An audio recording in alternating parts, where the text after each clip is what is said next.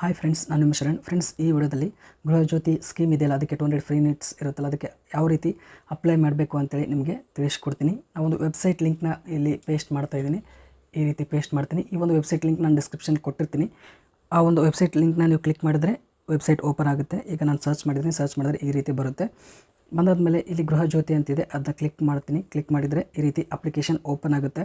ಯಾವ ರೀತಿ ಅಪ್ಲೈ ಮಾಡಬೇಕು ಅಂತೇಳಿ ನಿಮಗೆ ತೋರಿಸ್ತೀನಿ. ಆದರೆ ನಾನು ಇಲ್ಲೇನು ಎಂಟ್ರಿ ಮಾಡಲ್ಲ. ಯಾವ ರೀತಿ ಅಂತೇಳಿ ನಿಮಗೆ ಅಷ್ಟೇ ತಿಳಿಸ್ಕೊಡ್ತೀನಿ. ಇದರಲ್ಲಿ ಯಾವ ಲ್ಯಾಂಗ್ವೇಜ್ನ ಸೆಲೆಕ್ಟ್ ಮಾಡ್ಕೋಬೇಕು ಅಂತೇಳಿ ನಿಮಗೆ ಬಿಟ್ಟಿದ್ದು. ಇಂಗ್ಲೀಷ್ ಬೇಕಾದ್ರೆ ಇಂಗ್ಲೀಷ್ ಮಾಡ್ಬೋದು, ಅಥವಾ ಕನ್ನಡ ಬೇಕಾದರೆ ಕನ್ನಡ ಮಾಡ್ಬೋದು. ನಾನು ಇಂಗ್ಲೀಷ್ನ ಸೆಲೆಕ್ಟ್ ಮಾಡ್ಕೋತೀನಿ. ಸೆಲೆಕ್ಟ್ ಮಾಡ್ಕೊಂಡಾದ್ಮೇಲೆ ಸೆಕೆಂಡ್ ಇಲ್ಲಿ ಎಸ್ಕಾಮ್ ನೇಮ್ ಅಂತಿದೆ. ಇಲ್ಲಿ ಯಾವುದು ಬರುತ್ತೆ ನಿಮಗೆ ಅದನ್ನು ಸೆಲೆಕ್ಟ್ ಮಾಡ್ಕೊಳ್ಳಿ. ಬೆಸ್ಕಾಮ್, ಚೆಸ್ಕಾಮ್, ಜೆಸ್ಕಾಮ್ ಯಾವುದು ಬೇಕಾದರೂ ನೀವು ಸೆಲೆಕ್ಟ್ ಮಾಡ್ಕೋಬೋದು. ನಾನೀಗ ಜೆಸ್ಕಾಮ್ ಅಂತೇಳಿ ಸೆಲೆಕ್ಟ್ ಮಾಡ್ಕೋತೀನಿ. ಸೆಲೆಕ್ಟ್ ಮಾಡ್ಕೊಂಡಾದ್ಮೇಲೆ ಇಲ್ಲಿ ಅಕೌಂಟ್ ಐ ಡಿ ಅಂತಿದೆ. ಅಕೌಂಟ್ ಐ ಡಿ ಅಂತಂದರೆ ನಿಮ್ಮ ಬಿಲ್ ಇರುತ್ತಲ್ಲ, ಕರೆಂಟ್ ಬಿಲ್, ಅದರಲ್ಲಿ ನಂಬರ್ ಇರುತ್ತೆ, 10 ನಂಬರ್ ಇರುತ್ತೆ. ಆ 10 ನಂಬರ್ನ ಇಲ್ಲಿ ಎಂಟ್ರ್ ಮಾಡಬೇಕು. ಅದೇ ಅಕೌಂಟ್ ಐ ಡಿ. ಆ 10 ನಂಬರ್ ಇಲ್ಲಿ ಎಂಟ್ರ್ ಮಾಡಿದರೆ ಇಲ್ಲಿ ಆಟೋಮೆಟಿಕ್ಕಾಗಿ ಇವೆರಡು ಜಾಗ ಇದೆಯಲ್ಲ ಫಿಲ್ ಆಗಿಬಿಡುತ್ತೆ. ಅಕೌಂಟ್ ಹೋಲ್ಡರ್ ನೇಮ್, ಆ ಬಿಲ್ಲಲ್ಲಿ ಏನಿರುತ್ತೆ ಆ ಒಂದು ಹೆಸರು ಇಲ್ಲಿ ಬಂದುಬಿಡುತ್ತೆ.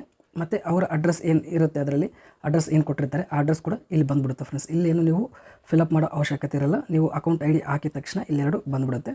ನೆಕ್ಸ್ಟ್ ಇಲ್ಲಿ ಟೈಪ್ ಆಫ್ ಆಕ್ಯುಪೆನ್ಸಿ ಅಂತಿದೆ. ಅದನ್ನು ಕ್ಲಿಕ್ ಮಾಡಿದರೆ ಓನರ್ ಅಥವಾ ಟೆನೆಂಟ್ ಅಂತಿದೆ. ನೀವು ಓನರ್ ಆಗಿದ್ದರೆ ಓನರ್ ಅಂತೇಳಿ ಸೆಲೆಕ್ಟ್ ಮಾಡ್ಕೊಳ್ಳಿ. ಒಂದು ವೇಳೆ ನೀವು ಬಾಡಿಗೆದಾರರಾಗಿದ್ದರೆ ಬಾಡಿಗೆದಾರರು ಅಂತೇಳಿ ಸೆಲೆಕ್ಟ್ ಮಾಡ್ಕೊಳ್ಳಿ. ಸೆಲೆಕ್ಟ್ ಮಾಡ್ಕೊಂಡಾದ್ಮೇಲೆ ಇಲ್ಲಿ ಆಧಾರ್ ನಂಬರ್ ಅಂತೇಳಿ ಕೇಳ್ತಾ ಇದೆ.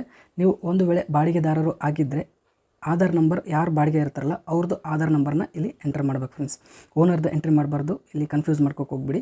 ಇಲ್ಲಿ ನೀವು ಬಾಡಿಗೆದಾರರು ಆಗಿದ್ದರೆ ಇಲ್ಲಿ ಬಾಡಿಗೆದಾರರ ಆಧಾರ್ ನಂಬರ್ನ ಎಂಟ್ರಿ ಮಾಡಬೇಕು. ಇಲ್ಲಿ ಅಕೌಂಟ್ ಐ ಡಿ ನಂಬರ್ ಇರುತ್ತಲ್ಲ, ಇದು ಓನರ್ದೇ ಇರುತ್ತೆ. ಇಲ್ಲಿ ಅಡ್ರೆಸ್ ಕೂಡ ಎಲ್ಲ ಓನರ್ದೇ ಬರುತ್ತೆ. ಆದರೆ ನೀವು ಬಾಡಿಗೆ ಇರ್ತಿರಲ್ಲ, ಅದಕ್ಕೋಸ್ಕರ ಇಲ್ಲಿ ಬಾಡಿಗೆದಾರರ ಆಧಾರ್ ನಂಬರ್ನ ಎಂಟ್ರಿ ಮಾಡಬೇಕು. ಎಂಟ್ರಿ ಮಾಡಿದ ತಕ್ಷಣ ಇಲ್ಲಿ ನೇಮ್ ಆಟೋಮೆಟಿಕ್ಕಾಗಿ ಬರುತ್ತೆ. ಬಂದಾದಮೇಲೆ ಇಲ್ಲಿ mobile number for communication ಅಂತೇಳಿದೆ.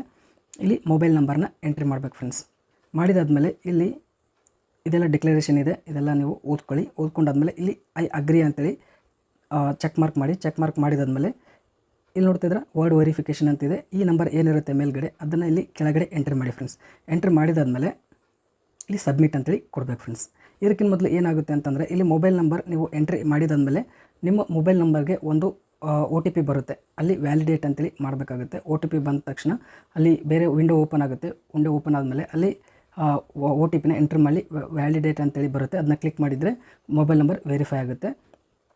Verify ಆದಮೇಲೆ ಮತ್ತೆ ಈ ಪೇಜ್ ಓಪನ್ ಆಗುತ್ತೆ. ಇದನ್ನು ಎಂಟ್ರ್ ಮಾಡಿ ಸಬ್ಮಿಟ್ ಅಂತೇಳಿ ಕೊಡಿ.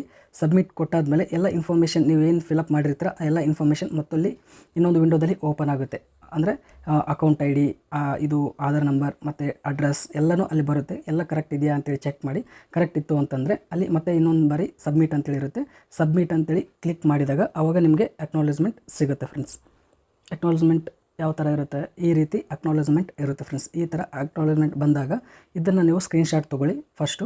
ಅದಾದಮೇಲೆ ಇಲ್ಲಿ ಎಕ್ಸ್ಪೋರ್ಟ್ ಟು PDF ಅಂತೇಳಿ ಕ್ಲಿಕ್ ಮಾಡಿ. ಫ್ರೆಂಡ್ಸ್, ಭಾಳಷ್ಟು ಜನಕ್ಕೆ ಈ ಒಂದು ಆಪ್ಷನ್ ವರ್ಕ್ ಆಗ್ತಾರಲ್ಲ, ಎಕ್ಸ್ಪೋರ್ಟ್ ಟು PDF ಅಂತೇಳಿ ಕ್ಲಿಕ್ ಮಾಡಿದರೆ PDF ಆಗಿ ಕನ್ವರ್ಟ್ ಆಗಿ ನಿಮ್ಮ ಮೊಬೈಲ್ನಲ್ಲಿ ಸೇವ್ ಆಗುತ್ತೆ. ಒಂದು ವೇಳೆ ಇದು ವರ್ಕ್ ಆಗ್ತಾ ಇರಲಿಲ್ಲ ಅಂತಂದರೆ ಸ್ಕ್ರೀನ್ಶಾಟ್ ತೊಗೊಂಡು ನೀವು ನಿಮ್ಮ ಹತ್ರ ಇಟ್ಕೊಳ್ಳಿ. ಫ್ರೆಂಡ್ಸ್, ಇಷ್ಟೇ ಈ ಅಪ್ಲಿಕೇಶನ್ ಹಾಕೋದು. ಫ್ರೆಂಡ್ಸ್, ಇದು ತುಂಬ ಈಸಿ ಇದೆ.